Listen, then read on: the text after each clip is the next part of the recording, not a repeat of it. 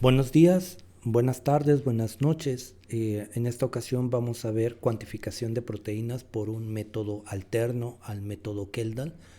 En esta ocasión veremos cuantificación por el método Bradford. Uh, ¿En qué caso se utiliza el método Bradford en lugar del método Kendall? Los dos cuantifican proteínas, pero son métodos totalmente distintos. Y en el caso del método Bradford, aplica cuando tenemos alimentos con menos de 20 miligramos por mililitro, es decir, menos de 2% de proteína. Y principalmente, aunque se puede ajustar para trabajar con sólidos, principalmente va enfocado a alimentos líquidos, pero también se podría analizar alimentos sólidos. Alimentos que tienen menos de 2% de proteína, pues hay muchos, sobre todo los frutos, como por ejemplo manzanas, uvas o jugos de frutos, jugo de naranja, jugo de piña, jugo de tomate, paletas de hielo, sorbetes de agua, chile, cebolla, perejil, etcétera, ¿no? Azúcar refinada. Hay muchos alimentos que tienen cantidades muy pequeñas de proteína. El método de nitrógeno soluble de Kendall no es un método muy preciso para cuantificar cantidades tan pequeñas de proteína.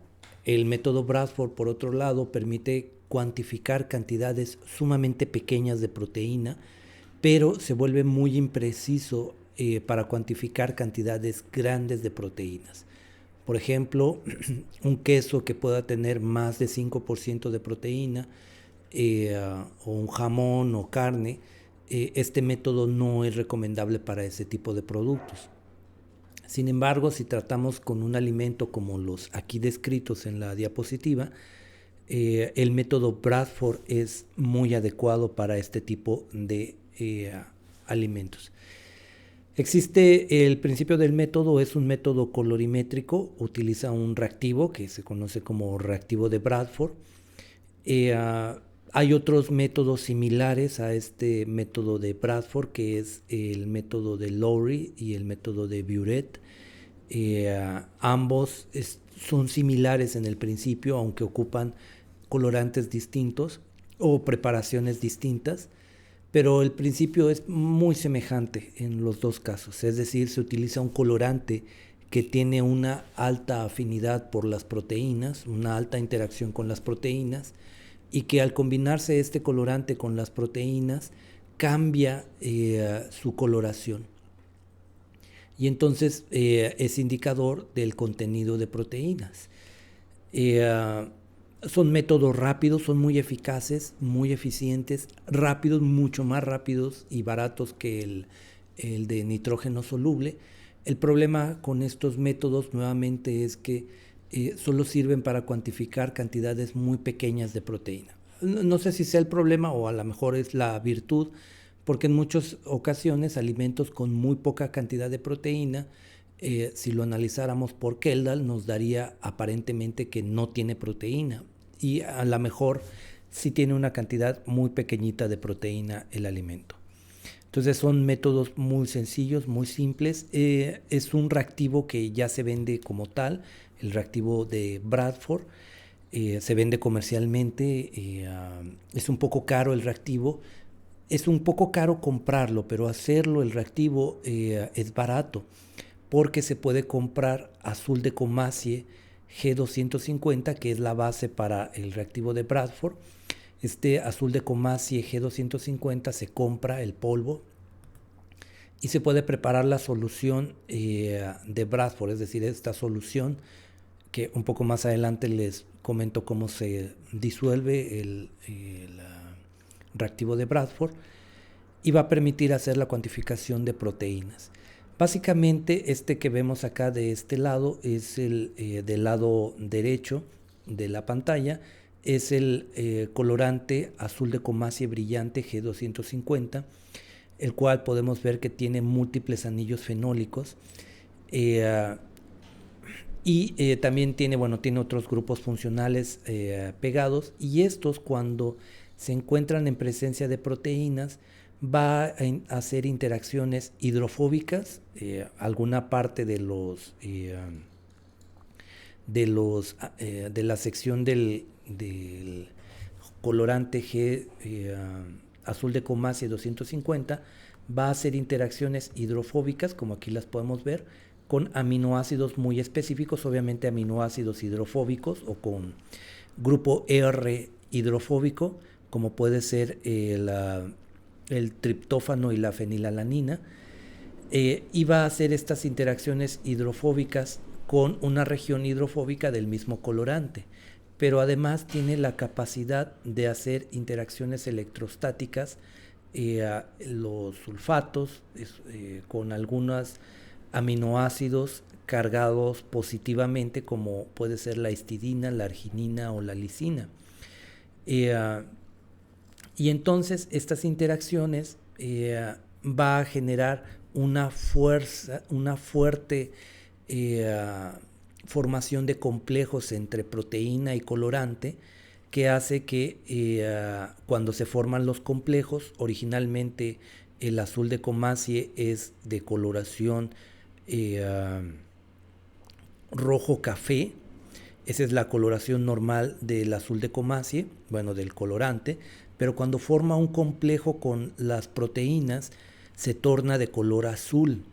Entre más intensa sea la coloración azul, quiere decir que se formó mayor cantidad de complejos del colorante con la proteína, y es un indicador de que hay mayor cantidad de proteína. Por ejemplo, aquí podemos ver una microplaca con 96 pozos con distintas muestras de proteína, de alimentos que tienen proteína. Entonces podemos ver aquí muy claramente que los pozos que se mantienen de color café tienen una baja cantidad de proteína, mientras que los pozos que tienen una coloración azul muy intenso, tienen una alta cantidad de proteína. Obviamente en el intermedio pues están con alimentos que tienen a lo mejor no cantidades tan altas de proteína, pero sí es evidente que tienen proteína. Entonces, si se tiene una coloración café rojizo, quiere decir, es la coloración normal del colorante. Quiere decir que no formó ningún complejo con la proteína, es decir, que no hay proteínas presentes en la muestra.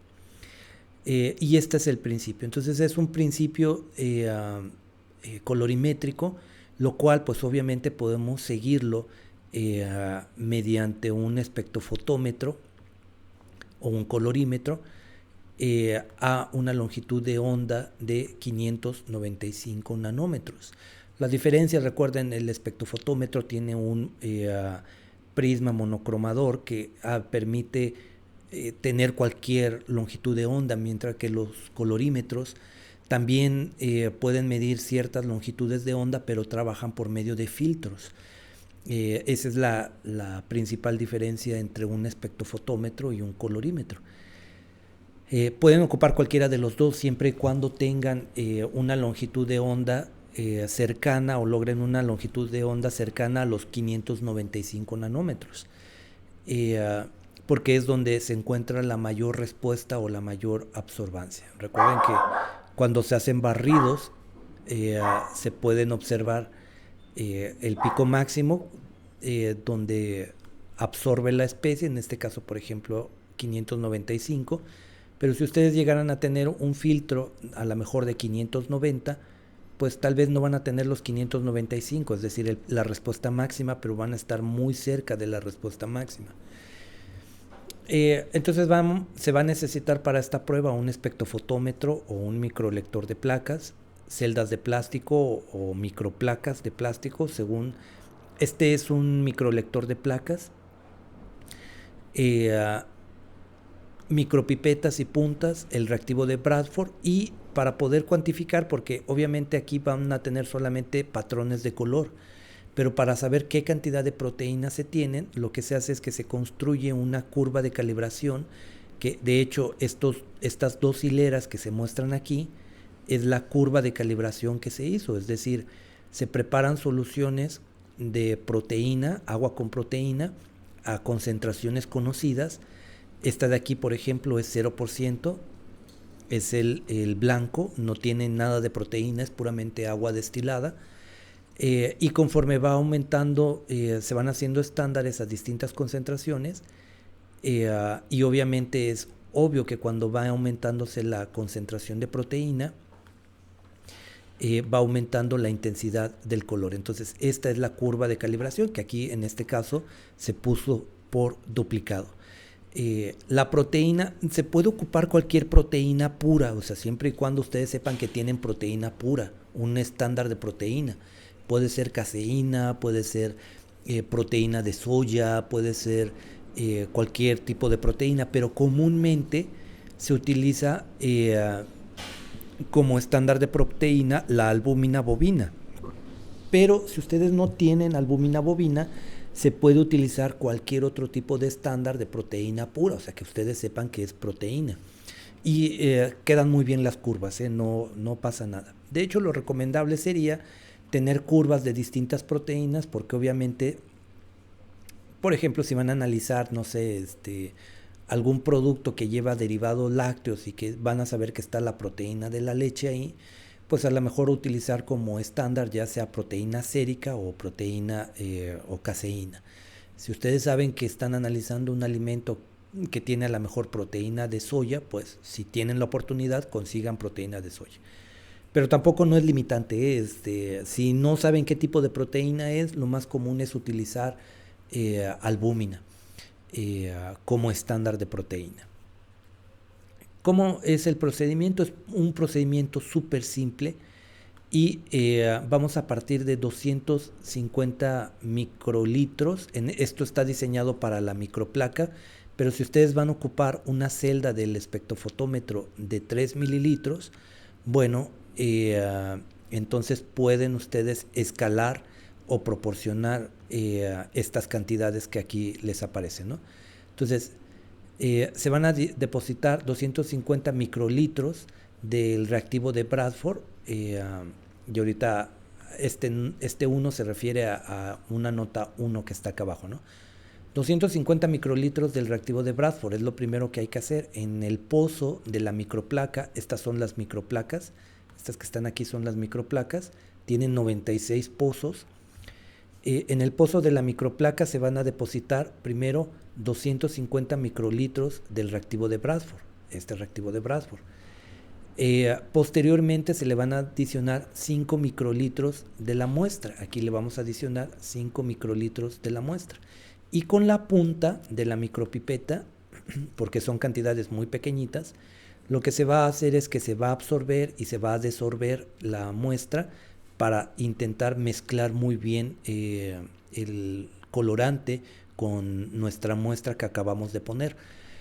Hay que evitar la formación de burbujas, hay que hacerlo, pero hay que hacerlo con mucho cuidado para no hacer burbujas, porque si no, las proteínas tienden a hacer espuma. Entonces tienen que tener mucho cuidado cuando estén pipeteando para que no se hagan burbujas o espuma.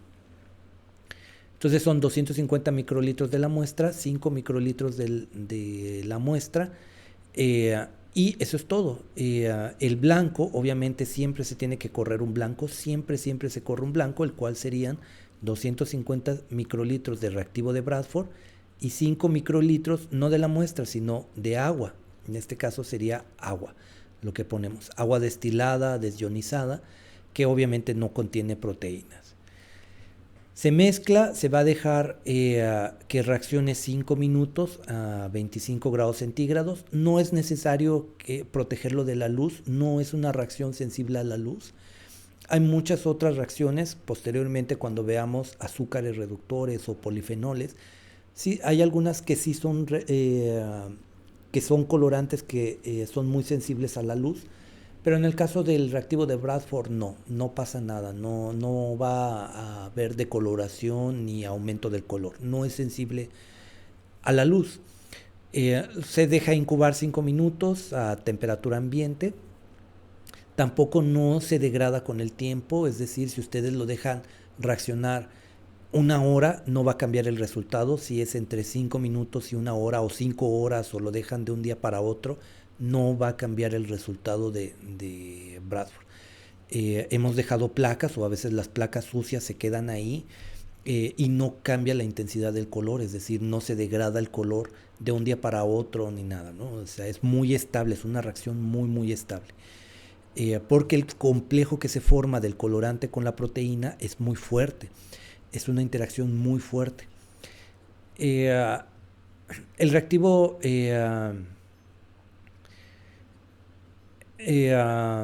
a veces cuando se prepara el reactivo de Bradford hay que hacer algunos ajustes en la cantidad porque cuando obviamente se compra pues también vienen las indicaciones del fabricante de cuánto hay que adicionar del reactivo de Bradford, y cuando se hace en el laboratorio si hubo cambios en la concentración de cómo se preparó el reactivo de Bradford, tal vez hay que hacer ajustes un poco a prueba y error si uno ve que no hay mucha sensibilidad con la lectura.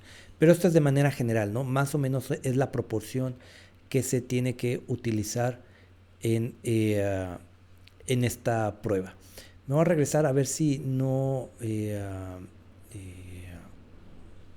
me salté algo. Bueno, creo que al final lo menciono, ahorita lo checo, de cómo se prepara el reactivo de Bradford.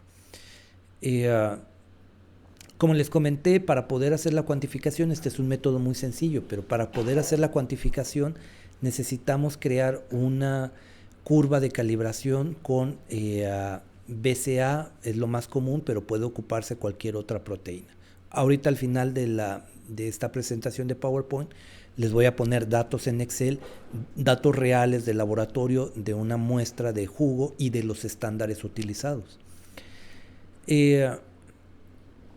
Una vez que se obtienen los estándares, se van a preparar distintos estándares. Recuerden que lo más recomendable para evitar errores, sobre todo cuando preparan concentraciones muy pequeñas, es no pesar cantidades muy pequeñas, sino partir de una solución madre, una solución concentrada, no a cantidad pequeña, sino que tenga una concentración considerable, y esta solución madre, a partir de esta, ir haciendo diluciones de esta, ya sea que de esta misma vayan tomando cantidades cada vez más pequeñas, o bien que preparen una primera dilución y de esta dilución tomen una cantidad para hacer otra dilución y así sucesivamente. Recuerden que esto es muy fácil hacerlo si ustedes ocupan la ecuación de concentración 1, volumen 1, es igual a concentración 2, volumen 2, porque eso les va a permitir saber qué concentración quieren, cuál va a ser su concentración 2 y qué volumen tienen que tomar, qué volumen quieren al final y qué volumen 1 van a tomar para de la solución madre para preparar esta dilución. Entonces, cuando se preparan, hay distintas formas de preparar las soluciones estándar, pero lo más recomendable es, casi siempre se hacen estándares de concentraciones muy pequeñas. El error es muy grande si ustedes pesan cantidades muy pequeñas de miligramos o microgramos y los disuelven en un matraz chiquitito. El error es muy grande porque a lo mejor el polvo se puede quedar en el papel o en la cápsula donde pesaron. Se puede hacer muy impreciso. Hay menos error si parten de una solución concentrada y de esta hacen diluciones. Se preparan soluciones, casi siempre van de 2, 1, 0.8, 0.6, 0.4 y 0.2 miligramos por mililitro. Estos son los estándares que se preparan. Y una vez que se preparan, se miden igual como si fuera una muestra. Aquí, recuerden que aquí eran 250 de Bradford y 5 de muestra, 5 microlitros de muestra. Bueno, aquí en lugar de ir poniendo 5 microlitros de muestra, va a ir adicionándose 5 microlitros del estándar 1, del estándar 2, así de cada uno de los estándares para obtener. Y al final lo que vamos a obtener es esto. Estos son los estándares. El estándar 1, que a lo mejor este es el blanco porque no tiene nada, es el estándar 1 con agua o con nada, es el blanco. Y luego ya van teniendo concentraciones, por ejemplo, de 0.2, 0.4, 0.6, así sucesivamente, tal vez hasta llegar a 2. Entonces, se meten con las muestras, de aquí para acá son muestras, estos son los estándares. En la placa se meten los estándares y posteriormente se meten las muestras. Y obviamente con estos estándares se va a hacer una curva de regresión para calcular la concentración de proteína. Es decir, se grafica la absorbancia contra la concentración, se obtiene la ecuación de la recta, se obtiene esta ecuación y con esta ecuación después cuando metamos una muestra podemos calcular su posible valor. Ahorita vamos a ver un ejemplo en el Excel para que les quede más claro este cálculo. Si las muestras obtienen más de 2%, tal vez Bradford no es el método que ustedes deberían de utilizar. Por ejemplo, si están teniendo una muestra que queda arriba del 2%, ustedes van a tener aquí su curva de calibración. Y el máximo van a tenerlo aquí en 2%.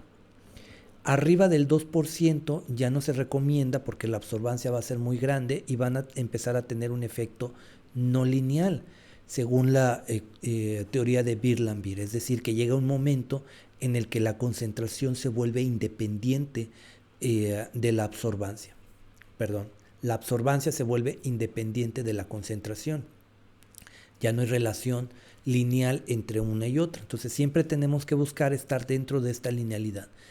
Si tienen una muestra que tiene una absorbancia arriba de sus estándares, es decir, les dio una absorbancia por acá, no podemos hacer una interpolación pensando que aquí va a seguir la línea recta, porque es muy probable que lo que tengamos sea un efecto ya no lineal.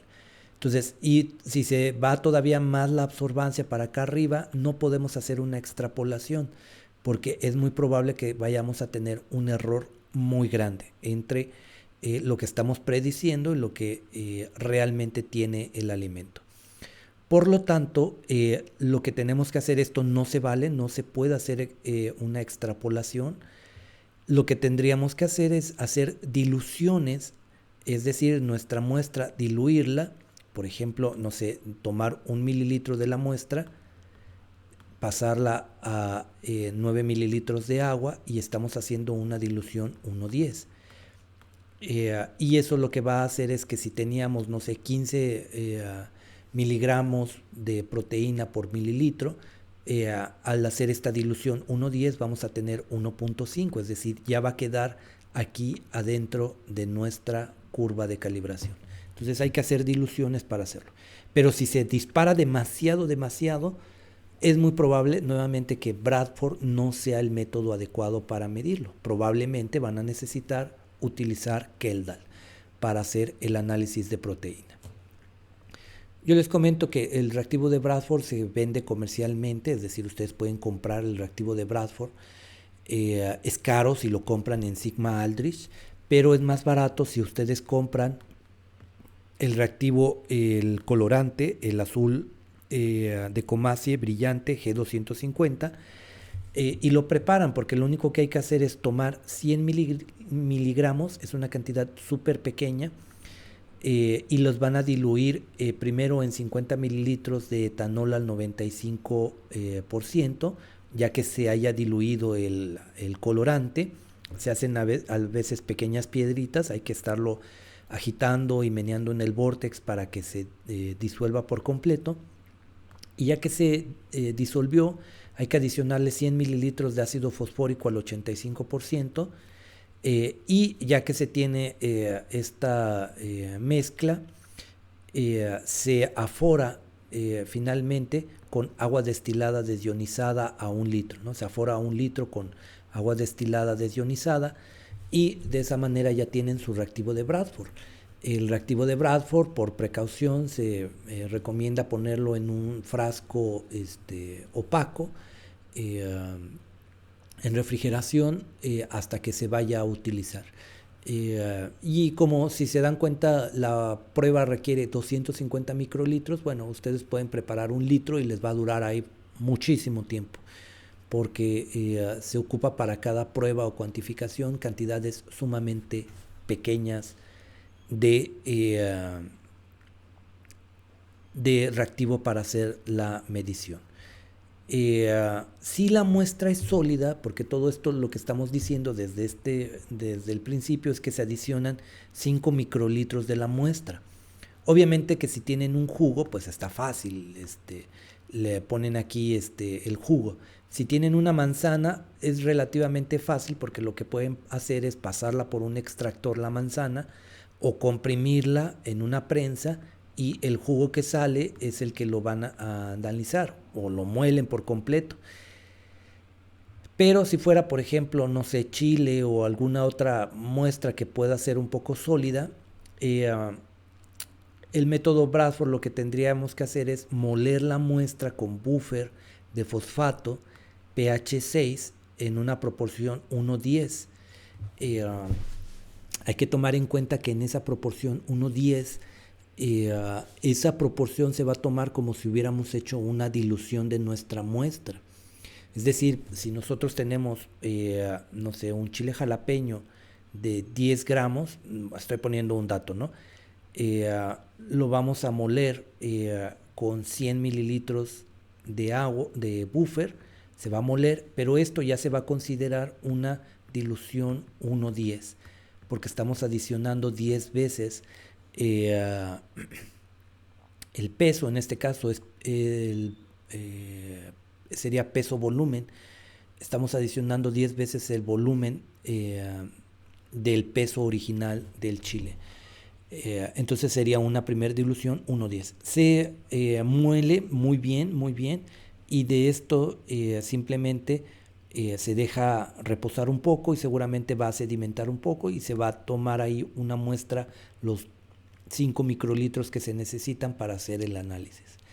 Entonces, ese paso extra hay que tenerlo, nada más hay que tener en cuenta que hay que hacer ese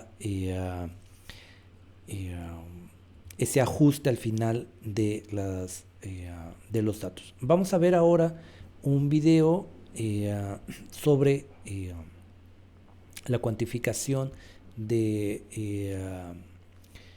Bradford. En este caso, lo que se está presentando aquí son datos de los estándares. Si se dan cuenta, ahí hay datos de este lado, hay datos de estándares. Se prepararon los datos, estos datos son reales, de laboratorio. Entonces aquí se tienen los datos del estándar 1, estándar 2, estándar 3, y esto es lo que vale cada uno de los estándares. El primer estándar es 0.1 miligramo de proteína, y así sucesivamente van teniendo distinta concentración los estándares. Aquí lo primero que estoy haciendo es ordenando los estándares. Voy a ponerle pausa. Lo que se está haciendo es que aquí están los 9 estándares. Va de la concentración más pequeña a la concentración más alta. Y lo que se está haciendo aquí es que se están ordenando. Si se dan cuenta, aquí se hizo 4 repeticiones del estándar, es decir, el estándar se midió 4 veces. No es que se haya preparado 4 veces el estándar, porque eso serían réplicas del estándar, pero en este caso simplemente son repeticiones de la medición. Se repitieron las mediciones 4 veces. Hay variación, pues porque es variación ya sea del pipeteo o del equipo que tiene variaciones, y tenemos nuevamente del estándar más bajo al estándar más alto. Los estoy acomodando aquí, si se dan cuenta los estoy compilando todos de este lado en una sola columna, porque vamos a graficar absorbancia contra concentración. Es decir, vamos a tener absorbancia en el eje de las Y, concentración en el eje de las X, y vamos a hacer una gráfica de cómo a medida que cambia la concentración, cambia la absorbancia del estándar. Y esto nos permite hacer nuestra curva de calibración. Voy a dejar correr nuevamente el video.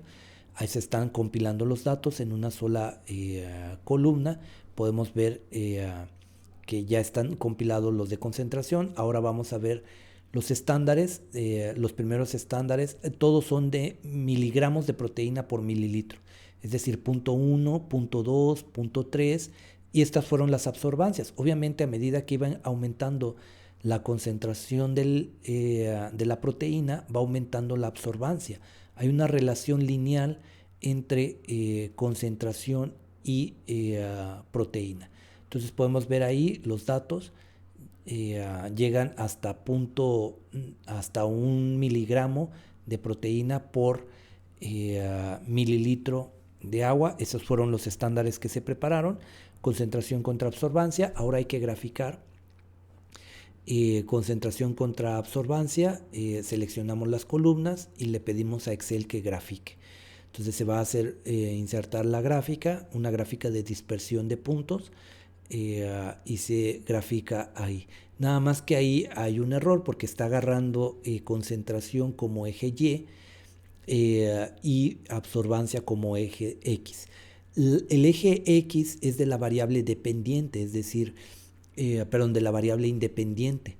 En este caso la concentración no depende de la absorbancia, pero la absorbancia sí depende de la concentración.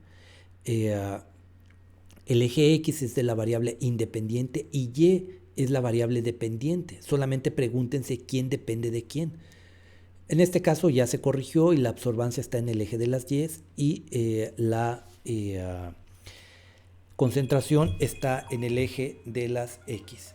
Y entonces tenemos ahí los datos. Volvamos otra vez al video, aquí está. Tenemos eje X, eje Y. Tenemos ahí el ajuste, se hizo una regresión lineal, ahí ustedes pudieron ver. Voy a regresar tantito el video, nada más para que vean dónde se hace el ajuste. Ahí está la gráfica, creo que era un poquito más adelante, ahí va. Se hace la gráfica, recuerden que primero me equivoqué, luego se hizo nuevamente, se ordenaron los datos. Y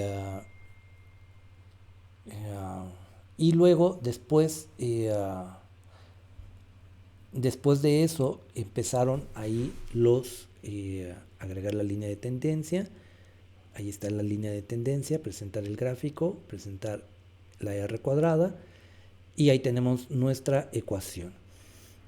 Tenemos ahí entonces una ecuación la cual vamos a ajustar nuestros datos, es decir, esta ecuación nos va a servir para hacer el cálculo de proteína que nosotros hayamos obtenido en nuestra muestra, porque en la muestra lo único que nos va a decir es la absorbancia que tenemos. Entonces, ahorita vamos a despejar la ecuación. La ecuación sería así: absorbancia es igual a 0.6988 que multiplica a la concentración, más 0.034. Pero recuerden que cuando nosotros metamos nuestra muestra, lo que vamos a tener es la absorbancia y vamos a desconocer la concentración. Aquí es lo que tenemos nosotros. Voy a poner aquí pausa en el Vamos a analizar jugo de manzana de una empresa que mandó, estos son datos reales, la empresa mandó jugo de manzana, y entonces lo que se hace es que se metió el jugo sin diluir, el jugo diluido y el jugo diluido con agua. Entonces, por lo tanto, una vez que ya se tienen estos jugos, se hace la determinación, se mezcla el reactivo de Bradford con el jugo, se mide la absorbancia, y estos datos que se presentan aquí son las absorbancias que se obtuvieron. Estos valores de absorbancia se van a sustituir en la ecuación que está acá, una ecuación que vamos a despejar para dejarlo en términos de concentración. Pero aquí es importante desde este momento ver si tenemos alguno de los datos que se salgan de la absorbancia máxima que obtuvimos con los estándares. Vamos a tener que meter el dato de la dilución. Casi siempre por precaución se mete la muestra tal cual como viene, y se mete una dilución de la muestra, porque es muy común que la muestra pura se salga de la curva de calibración, y esto ahorra tiempo al momento de estar haciendo el análisis. Entonces, en este caso, pues vamos a dejar correr. Aquí seguramente está diciendo los datos cómo se van a meter. Vamos a tomar aquí las absorbancias, se va a despejar la ecuación y vamos a meter esas absorbancias. El despeje es muy simple, simplemente tenemos que mover la concentración de la ecuación de absorbancia. Evidentemente la absorbancia de 2.1, 2.4, 2 y 1.9 está muy por arriba de la curva. Por lo tanto, si nosotros nos damos cuenta, la absorbancia máxima llega a 0.6 en nuestra curva. y ahí nos está dando una absorbancia de 2.1, por lo que vamos a tener que utilizar el dato de la dilución. Tenemos dilución 50-50 y dilución 1:10. El 50-50 tiene un valor de 1.3 que también se sale de nuestro valor de la curva, porque recuerden que nuestro dato más grande de la curva es 0.8, pero la dilución que hicimos 1:10, esta sí está dentro de la curva, por lo cual vamos a utilizar los datos de la dilución 1:10, no del jugo entero, no del jugo al 50-50, sino de la dilución 1:10. Entonces, esta es la que vamos a utilizar para hacer el cálculo de concentración de proteína en la muestra. Entonces, veamos, lo único que vamos a tener que hacer es sustituir en la ecuación estos datos de absorbancia, tomamos los datos de absorbancia y nos los llevamos a la ecuación. Tenemos punto 2, punto 27, punto 22, punto 27 y punto 18. Entonces, estos datos de la ecuación simplemente vamos a generar un despeje y vamos a sustituir, en este caso, la absorbancia. Entonces, vamos a dejar ahí que aparezca como queda ahí, que daría así: concentración es igual a... tendríamos que meter el valor de la absorbancia. En este caso no estoy metiendo directamente la ecuación para hacer el cálculo en Excel, sino que vendría a simplemente es una representación de cómo quedaría la ecuación. Entonces, concentración es igual a absorbancia dividida por 0.6988,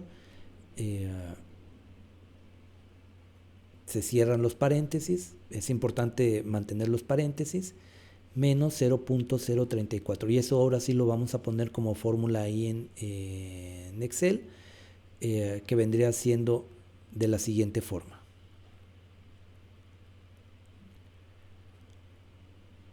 miligramos por mililitro de agua, y vamos a poner ahora sí la forma que sería basado en el despeje, sería la absorbancia dividida entre 0.6988, cerramos el paréntesis, y todo eso menos 0.0034. Y eso que nos está dando es la concentración de proteína. Obviamente, como se hicieron 3 repeticiones de la medición de proteína en el jugo diluido, entonces calculamos en promedio cuánto fue el resultado que nos arrojó. Entonces, barremos la ecuación, nos aseguramos que esté bien barrida la ecuación, y de esto calculamos el promedio y la desviación estándar. Este resultado es el contenido de proteína del jugo diluido, no es la concentración de proteína en el jugo de manzana, es la concentración de proteína en el jugo diluido. Entonces, lo que tenemos que hacer, como es una dilución 1:10, lo que vamos a tener que hacer es multiplicar al final por 10 para saber cuál es la concentración real en el jugo. Y ahí lo que vemos es que el jugo tenía más o menos en promedio 3 miligramos por mililitro de proteína ya en el jugo concentrado. Ojo, no se salten este paso, porque si no van a subestimar la concentración de proteína en el jugo. Entonces hay que tener cuidado ahí nada más con eso, y se marca la desviación estándar, y ese sería nuestro resultado final. Entonces, si se dan cuenta, partimos de una curva de calibración con estándares de BSA, metimos nuestra muestra, el resultado de absorbancia de nuestra muestra tenemos que interpolarlo dentro de la curva de calibración, y finalmente hacer los cálculos de concentración de proteína en el jugo. Entonces, así como lo ven, así es como se hace la cuantificación de proteína por el método de Bradford. Es un método muy muy simple, pero finalizando, tienen que tener cuidado que si tienen un alimento con mucha proteína, no es adecuado este método. Necesitarían un método diferente al método Bradford, como el método Kendall. Ok, vamos a dejar hasta aquí la presentación. Esto es referente al método Bradford y ya como nota final, el método Lowry y el método Buret se hacen de forma muy similar, nada más cambia la preparación del reactivo y del colorante, pero la metodología es esencialmente la misma. Ok, entonces sin más, entonces hasta aquí dejaríamos el video del día de hoy, cuantificación de proteína por el método Bradford. Hasta la siguiente.